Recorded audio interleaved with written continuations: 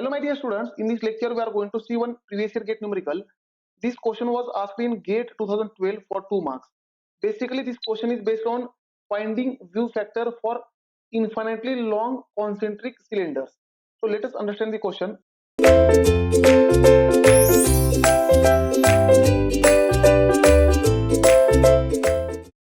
Consider two infinitely long, thin concentric tubes of circular cross section as shown in figure. Now circular tube is a cylinder. Now here the inside tube, that is inside cylinder, is 1 and outside cylinder is 2, and it is having infinite length. They are mentioning it is having infinite length. Both will be having infinite length. Likewise, right? It will go towards infinity, right?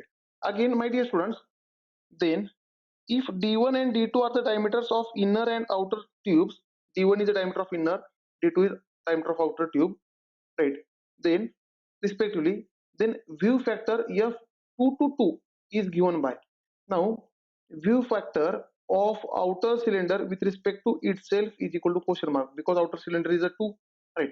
Now my dear students, we have now for inside cylinder the view factor with respect to itself is a 0. Therefore we have F11 is equal to 0, right? Again we have addition theorem, that is F11 plus F12 is equal to 1 for infinitely long cylinders. Therefore we can say F12 is equal to 1. Again we have reciprocal theorem. As per reciprocal theorem, area 1 F12 is equal to area 2 F2 to 1. Now what will be the area available for radiation heat transfer? Here between inside cylinder and outside cylinder there is a radiation heat transfer. Therefore the here area available for radiation heat transfer is this pi d for length L, that is surface area. We can say this surface area pi d for length L.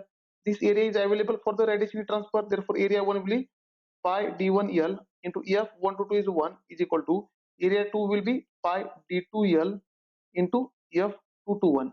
Now here diameters are written in capital letters in the question. So let us write down in capital letter. Pi will get cancelled, length will get cancelled. Therefore here F2 to 1 will be equal to d1 divided by d2. This is a F2 to 1. But question is F2 2. Right? Question is F2 2. So my dear students, again addition theorem, F2 to 1 plus F2 2 is equal to 1. Therefore F2 2 will be equal to 1 minus d1 divided by d2, right? So my dear students, for this question, as they are asking F2 to 2, therefore the answer will be option D. If question is to find F2 to 1, and this question already they have asked in previous gate exam, for this the answer will be C. But right now for the given question, answer is D. Thank you dear students. In next lecture we will see one more numerical on this subject which was asked in previous year GATE examination.